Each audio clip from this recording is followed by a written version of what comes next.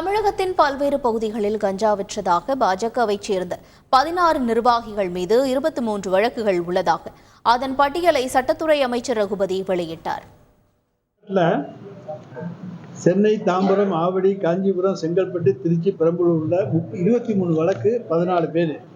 சரவணன் பாரதிய ஜனதா கட்சி உறுப்பினர், ராஜேஷ் சென்னை 109வது வார்டு பாரதிய ஜனதா கட்சி வட்ட தலைவர், விஜயநாராயணன் பாரதிய ஜனதா கட்சி மத்திய சென்னை மேற்கு மாவட்ட செயற்குழு உறுப்பினர், விஜயலட்சுமி செங்கல்பட்டு வடக்கு மாவட்ட தலைவர், நெடுங்குன்றம் துணைத் தலைவர், மணிகண்டன் பாரதிய ஜனதா கட்சியினுடைய தாழ்த்தப்பட்டோர் பிரிவு மண்டல தலைவர், ஆனந்தராஜ் திருவள்ளூர் மேற்கு மாவட்ட பாரதிய ஜனதா கட்சியுடைய SC/ST பிரிவு மாவட்ட துணைத் தலைவர், ராஜா என்கிற வசூல் ராஜா காஞ்சிபுரம் மாவட்ட பாஜக இளைஞர் நலன் அபிவிருத்தி பிரிவு செயலாளர், குமார் என்கிற குணசீலன் பாரதிய ஜனதா கட்சி உறுப்பினர், மணிகண்டன் திருச்சி பாஜக உறுப்பினர், லிவிங்கோ அடைக்கல்ராஜ் பெரம்பலூர் மாவட்ட பாஜக முன்னாள் செயலாளர், சிதம்பரம் என்கிற குட்டி தஞ்சாவூர் வடக்கு மாவட்ட பாஜக துணைத் தலைவர், ராஜா என்கிற சூரக்கோட்டை ராஜா பாரதிய ஜனதா கட்சியினுடைய விவசாய பிரிவினுடைய மாநில செயலாளர்.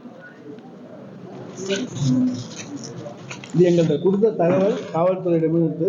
சத்யா என்கிற சத்யராஜ் பாஜக உறுப்பினர், காசிராஜன் என்கிற காசி மதுரை நகர பாஜக இளைஞர் பிரிவு செயலாளர். அதாவது 14 பேர் அவங்க NDPS ஆக்ட்ல கைதானவங்க. அண்ணாமலை அவர் கட்சியில போதைப் பொருள் நடமாட்டத்தை அவர் கட்சியில் இருக்கவங்களை கொண்டு தடுக்கட்டும், குஜராத்தில் தடுக்கட்டும், அவங்க ஆளுகின்ற மாநிலங்களில் போதைப் பொருளை முதல்ல தடுக்கட்டும், டெல்லியில் ஒன்றிய அரசினுடைய கட்டுப்பாட்டெல்லாம் டெல்லி போலீஸ் இருக்கு, அதை தடுக்கட்டும். அதுக்கப்புறம் இதை தமிழ்நாட்டில் மக்கள் இயக்கமாக மாற்றுறதா இல்லையா என்பது பார்க்கலாம். இந்தியா பூரா அதை மாற்றுறதுக்கான முயற்சியை செய்யட்டும். இந்தியாவில் அவங்க தானே இது வரைக்கும் ஆட்சியில் இருந்தாங்க. செய்திகளை உடனுக்குடன் தெரிந்து கொள்ள உடனே சப்ஸ்கிரைப் பண்ணுங்க.